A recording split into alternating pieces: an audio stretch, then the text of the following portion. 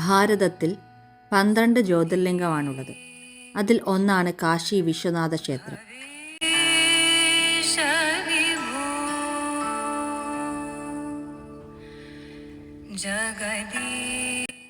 സ്കന്ദപുരാണത്തിൽ മഹാദേവൻ പറയുന്നുണ്ട്, 3 ലോകങ്ങളും എൻ്റെ നഗരമാണ്, അതിൽ കാശി എൻ്റെ രാജകൊട്ടാരമാണ്.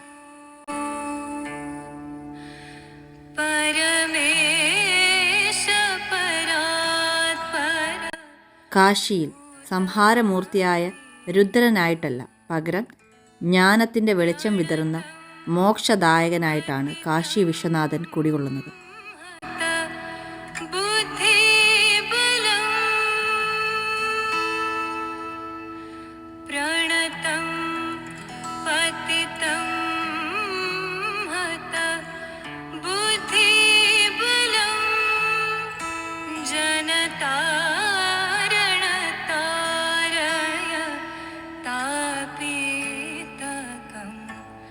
जगदीश सुधीश भवेश विभो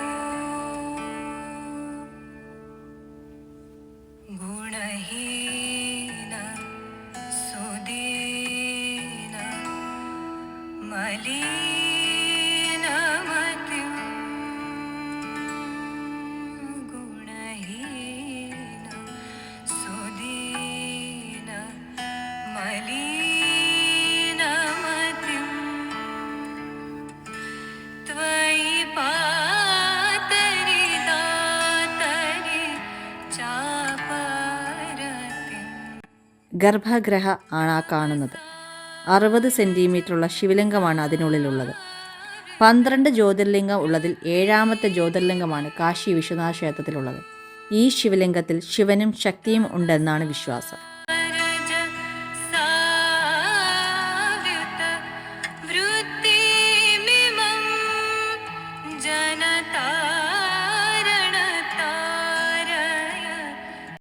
കാശി വിശ്വനാഥ ക്ഷേത്രം പണ്ടുകാലം തൊട്ടേ ഉള്ളതാണ്. മുഗൾ ചക്രവർത്തി അക്ബറാണ് ഈ ക്ഷേത്രം പിന്നീട് പുതുക്കിപ്പണിഞ്ഞത്. എന്നാൽ 1600 കാലഘട്ടത്തിൽ അദ്ദേഹത്തിൻ്റെ കൊച്ചുമകൻ ഔറംഗസേബ് ഇവിടെ അന്നു നിലനിന്ന ക്ഷേത്രം നശിപ്പിക്കുകയും അവിടെ ഉണ്ടായിരുന്ന ജ്യോതിർലിംഗം എടുത്ത് സമീപത്തുള്ള ഒരു കിണറ്റിലിടുകയും പകരം അന്ന് സ്ഥിതി ചെയ്ത ക്ഷേത്രത്തിന് സ്ഥാനത്ത് ഗ്യാൻ വ്യാപി മസ്ജിദ് പണിയുകയും ചെയ്തു. ഇപ്പോഴത്തെ ഈ ക്ഷേത്രത്തിനുള്ളിൽ കയറിയാൽ ഈ ചരിത്രം ശരിക്കും മനസ്സിലാക്കാൻ കഴിയും. സാധാരണ നന്ദിദേവൻ്റെ വിഗ്രഹം ശിവക്ഷേത്രങ്ങളിൽ മഹാദേവ വിഗ്രഹത്തെ നോക്കിയാണ് ഇരിക്കുന്നത്. എന്നാൽ ഇവിടെ നന്ദിദേവൻ ഗ്യാൻ വ്യാപി മസ്ജിദ് നോക്കിയാണ് സ്ഥിതി ചെയ്യുന്നത്. അപ്പോൾ തന്നെ മനസ്സിലാക്കാം പഴയ ക്ഷേത്രം എവിടെയായിരുന്നു ഉള്ളതെന്ന്. പിന്നീട് 1780കളിൽ മറാഠയുടെ ചക്രവർത്തിനിയായ റാണി അഹല്യാഭായി ആണ് ഈ ക്ഷേത്രം പണിഞ്ഞത്. 7 വർഷം മുന്നേ ഞാൻ വന്നപ്പോൾ ഉള്ളതുപോലെയല്ല ഇപ്പോൾ. ക്ഷേത്ര പരിസരം നല്ല രീതിയിൽ പുതുക്കി പണിയുകയും ക്ഷേത്ര പരിസരം വൃത്തിയായി സൂക്ഷിക്കുന്നുമുണ്ട്.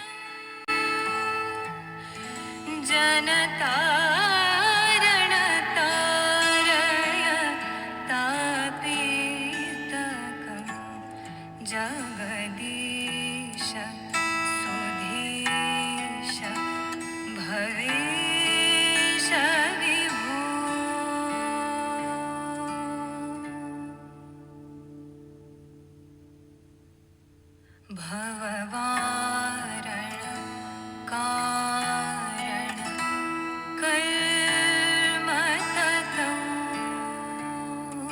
भववारण कारण कर्म ततो भवसिंह. കാശി വിശ്വനാഥ ക്ഷേത്രം കൂടാതെ കാശി വിശാലാക്ഷി ക്ഷേത്രം, അന്നപൂർണേശ്വരി ക്ഷേത്രം, കാലഭൈരവി ക്ഷേത്രം, കാശി വാരാഹി ക്ഷേത്രം തുടങ്ങി മറ്റു പ്രധാന ക്ഷേത്രങ്ങളുമുണ്ട്.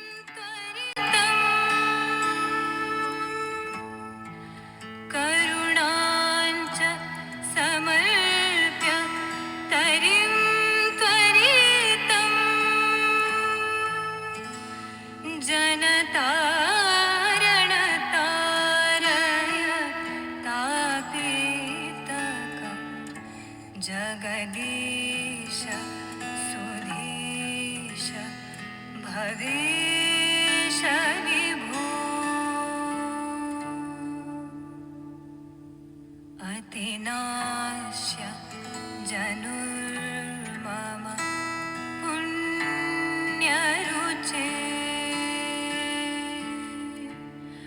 अतिनाश्य जनुर्मम पुण्यरुचे